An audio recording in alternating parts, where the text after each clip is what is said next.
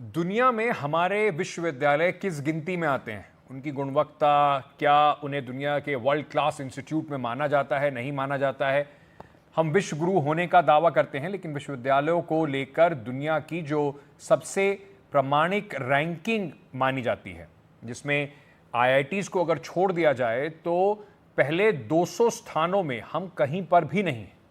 बेशक आईआईटीज़ की अपनी स्थिति पहले से बेहतर हुई है और अब 100 संस्थान में वो आने लगे हैं, यानी कि पहले टॉप 100 में पहुंच गए हैं। लेकिन अभी भी जो स्थिति है उससे पता चलता है कि उच्च शिक्षा के क्षेत्र में हम विकसित देशों की ही नहीं, चीन आदि से भी काफी अभी पीछे हैं। तो क्यूएस रैंकिंग में कहां हम खड़े होते हैं, जरा उसके बारे में आपको थोड़ा बता देते हैं। क्यूएस रैंकिंग में 1500 उच्च शिक्षा संस्थानों को शामिल किया गया है। इसमें 197 संस्थान अमेरिका के हैं, 90 ब्रिटेन के हैं, 71 चीन के हैं। भारत के बस 15 संस्थान इसमें शामिल हैं। लेकिन 15 संस्थानों में भी अगर, क्योंकि 1500 संस्थानों का पूरा लिस्ट है, उसमें अगर टॉप 100 की बात करें, यानी कि पहले 100 की अगर बात करें, तो इसमें भारत की कोई स्थिति दिखती नहीं है। स्थिति ये है कि पहले 100 संस्थानों में एक भी भारतीय संस्थान नहीं है। पहले 200 संस्थानों में बस 2 भारतीय जो विश्वविद्यालय जिनको आप कह सकते हैं वो हैं। 118वें नंबर पर आईआईटी बॉम्बे है और 150वें नंबर पर आईआईटी दिल्ली है। बेंगलुरु का इंडियन इंस्टीट्यूट ऑफ साइंसेज 211वें नंबर पर है। आईआईटी खड़गपुर 222वें नंबर पर है। आईआईटी मद्रास 227 नंबर पर है। यानी कि पहले 100 में हम दिखते भी नहीं हैं। भारत के जिन संस्थानों को जगह मिली है उनमें आईआईटी बॉम्बे है, आईआईटी दिल्ली है, आईआईसी बेंगलुरु है, आईआईटी खड़गपुर, आईआईटी मद्रास, कानपुर, दिल्ली विश्वविद्यालय, आईआईटी रुड़की, आईआईटी गुवाहाटी, अन्ना विश्वविद्यालय, IIT Indore, IIT Varanasi, JNU, Shoolini university of biotechnology and management sciences, Savitri by Phule Pune university, ये सब 1500 में इनको जगह मिली है। ये लिस्ट बताती है कि दुनिया के बड़े संस्थानों में ज़्यादातर हमारी आईआईटी हैं। वैसे इसमें कोई शक नहीं कि पहले से हमारी स्थिति थोड़ी बेहतर हुई है। अलग अलग विषयों में टॉप 50 विश्वविद्यालयों की सूची में हमारे 12 संस्थान हैं। फिर भी हमारे विश्वविद्यालय क्यों और कहां पीछे रह जाते हैं, ये एक सोचने की बात है। हमारे साथ इस वक्त डॉक्टर विनय पाठक जुड़ रहे हैं, वाइस चांसलर हैं सीएसजेएम विश्वविद्यालय के, और हमारे साथ डॉक्टर सुशील पांडे भी जुड़ रहे हैं, प्रोफेसर हैं, बीबीएयू हिस्ट्री में पढ़ाते हैं यहाँ बाबा साहेब भीमराव अंबेडकर यूनिवर्सिटी लखनऊ में। आप दोनों का बहुत बहुत स्वागत, धन्यवाद हमसे बात करने के लिए। पाठक साहब, डॉक्टर पाठक, मैं आपसे समझना चाहूँगा कि हम और सारी जो भारत के ऊपर बात करते हैं और हम इतनी सारी चीज़ें कहते हैं कि देखिए कैसे आगे चीज़ों में बढ़ा जा रहा है, लेकिन हमारे इंस्टीट्यूट्स अभी भी विश्व के मापदंडों पर खरे क्यों नहीं उतरते, ये एक बड़ा सवाल है सर। आपने जो आज प्रश्न किया और जब आज के प्रोग्राम में ये ग्लोबल रैंकिंग की बात आ रही है और क्यूएस ने अभी सब्जेक्ट वाइज ग्लोबल रैंकिंग डाली है, तो मैं आपको एक बात ये बताना चाहता हूँ, शायद बहुत सारे दर्शकों को नहीं पता है कि जो इस बार हमारी रैंकिंग्स आई है, मतलब जो सब्जेक्ट रैंकिंग्स आई है हमारी, उसमें हमने 9% स्विंग किया है, हम ऊपर आए हैं, जो डेटा आ रहा है। और हमने बहुत सारे सब्जेक्ट में, जैसे एआई और डेटा साइंस है, हम ग्लोबली रैंक कर रहे हैं। ये एक सही बात है कि पीछे हम क्यूएस रैंकिंग में पीछे थे, लेकिन उसका रीजन ये नहीं है कि हमारी पढ़ाई कमजोर है। उसका केवल एक ही रीजन है कि जिस तरह से क्यूएस रैंकिंग होती है उस तरीके के हमारे ओरिजिनल इंस्टीट्यूट नहीं खोले हैं। जैसे कि आपको एक छोटा सा उदाहरण देना चाहता हूँ, हमारे आईआईटीज हैं, वो वर्ल्ड क्लास है, लेकिन वो केवल इंजीनियरिंग के इंस्टीट्यूशंस हैं।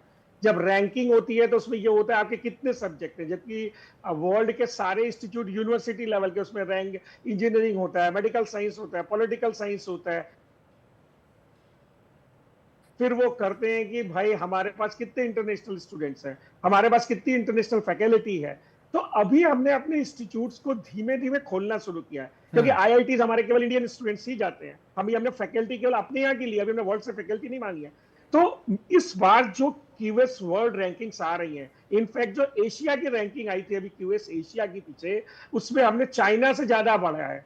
इस बार हम 533 नई एंट्रीज करी है हम लोगों ने। जी हम हमारा आईएसएम धनबाद जो मिनरल और माइंस का है वो भी आगे आया है। तो हम धीमे धीमे उन इंस्टीट्यूट्स की जो रैंकिंग है, क्योंकि अभी जी आप ये देखेंगे कि जो रैंकिंग होता है वो जी वर्ल्ड में यूनिवर्सिटीज की रैंकिंग हो रही है। जी हमारे जो टॉप मोस्ट इंस्टीट्यूट्स हैं वो अभी मल्टी डायमेंशनल इंस्टीट्यूट्स नहीं है, वो बन रहे हैं धीमे धीमे। यानी कि अब देखिए स्पेशलिस्ट IITs में भी मेडिकल इंस्टीट्यूट्स हैं हमारे कॉलेज पास, और उनका अगर स्टैंड अलोन देखें तो थे स्पेशली इंस्टीट्यूट पहले हमारे पास थे।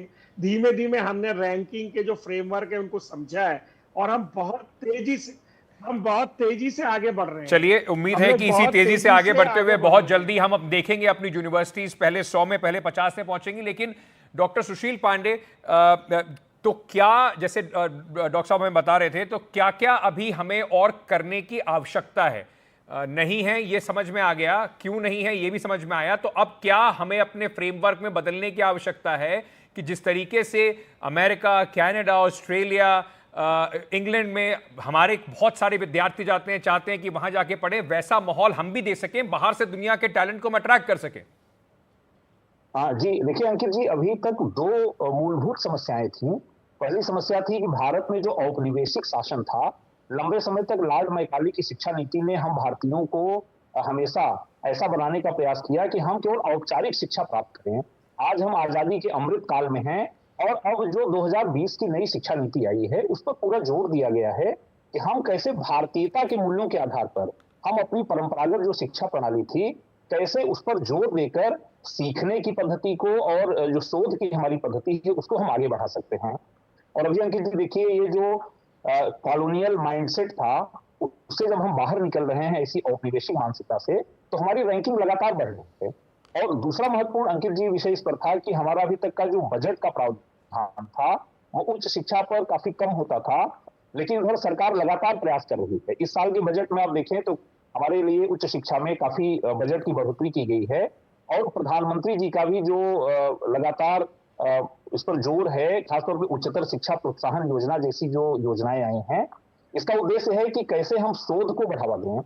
और अब देखिए तीसरी महत्वपूर्ण बात है, जी जो भारतीय शिक्षा प्रणाली है उसमें जोर दिया जा रहा है नवाचार पर, इनोवेशन पर, ठीक है और खासतौर पे जिस पे सबसे ज्यादा जोर है वो आर्टिफिशियल इंटेलिजेंस पर है। जी। कैसे डॉक्टर विनय हमारी पाठक जी, जो नई योजनाएं आ रही हैं खासतौर पर देखिए। जी बिल्कुल। डॉक्टर पाठक, मैं आपसे ये भी समझना चाहूंगा कि ये जैसे आप बता रहे थे कि अब उसमें थोड़ा मापदंड समझ में आ रहा है, उसके इधर अंदर जो बदलाव ब्रेन रुका है, जब भारतीयता के मूल्यों को बढ़ावा दिया जाने लगा है।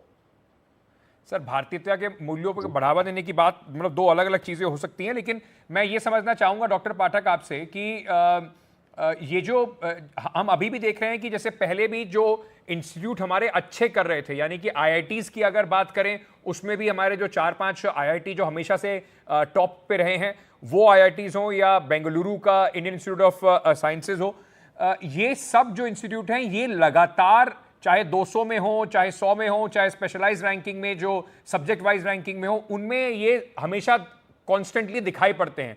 क्या नए यूनिवर्सिटीज और नई जगह से और भी हमारे ऐसे यूनिवर्सिटीज और इंस्टीट्यूट्स हैं जो इन रैंकिंग्स में अब आपको आते दिखाई पड़ रहे हैं? देखिए, आपने बहुत ही अच्छा प्रश्न पूछा है, और मैं आपके दर्शकों के माध्यम से बताना चाहता हूं कि जो हमारा ग्लोबल रैंकिंग है उसके 4-5 मेन पैरामीटर्स हैं। एक पैरामीटर है कि रिसर्च पे बहुत ज्यादा उनका फोकस है, रिसर्च और साइटेशंस पे। तो जो इंजीनियरिंग इंस्टीट्यूट्स हैं और बाकी इंस्टीट्यूट्स हैं उनकी रिसर्च वास्तव में अच्छी है, लेकिन अभी बाकी लोग, हम लोग कॉम्पिटिट कर रहे हैं, नंबर 1 बात।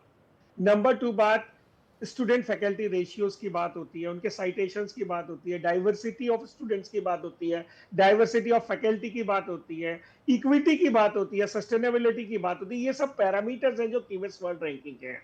आपको पहले ही पता है कि जो हमारे और इंजीनियरिंग इंस्टीट्यूट्स हैं वो आगे हैं, वो उनका 50-60 ईयर का स्टैंडिंग है।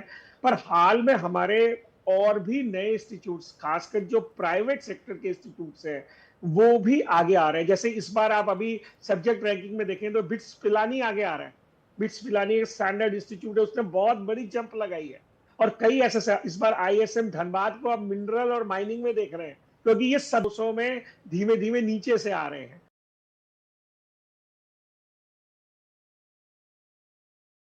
लेकिन सब्जेक्ट रैंकिंग्स में जैसे AI डेटा साइंस है, तो हम 74th 100 में हम 74th रैंक पे आ रहे हैं। हमारी कई IITs 100 के अंदर आ रही हैं AI और डेटा साइंस में। तो मैं आपसे यही बोल रहा हूं कि ये बात सही है कि चाइना और साउथ एशिया भी तेजी से आगे बढ़े हैं। उन लोगों ने अपने इंस्टीट्यूट्स को आगे किया। अगर मैं ये बोलूं कि नहीं हम बहुत अच्छे हैं और वो लोग नहीं, ऐसी बात नहीं है। वो भी हमसे बहुत तेज और टफ कंपटीशन किया है चाइना ने पिछले 20 साल में, लेकिन वो हमारे लिए एक मापदंड है कि हम उनसे आगे कैसे बढ़े, हम उनको आगे कैसे करें। और अभी नए इंस्टीट्यूट्स आ रहे हैं, ये बात सही है।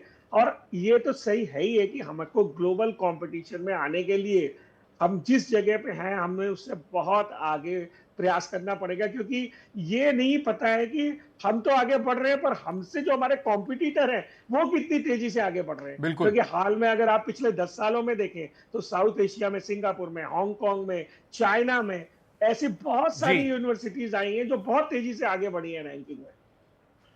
बहुत बहुत शुक्रिया आप दोनों का हमारे साथ जुड़ने के लिए। जैसे आप बता रहे थे बहुत अच्छे से डॉक्टर पाठक आपने ये एक्सप्लेन किया कि देखिए बेहतर हो रहा है, लेकिन अभी और बहुत कुछ करने की आवश्यकता है। इसके पैरामीटर्स को समझकर अपने इंस्टीट्यूट्स को और बेहतर बनाने की आवश्यकता है।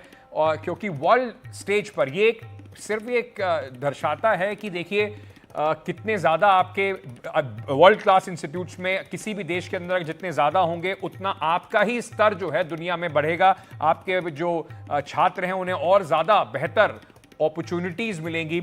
और उम्मीद यही कर रहे हैं कि धीरे धीरे भारत जैसे और देशों की बात करी जाती है एक एजुकेशन हब के तौर पर, भारत भी एक वैसे बड़े एजुकेशन हब के तौर पर उभरे।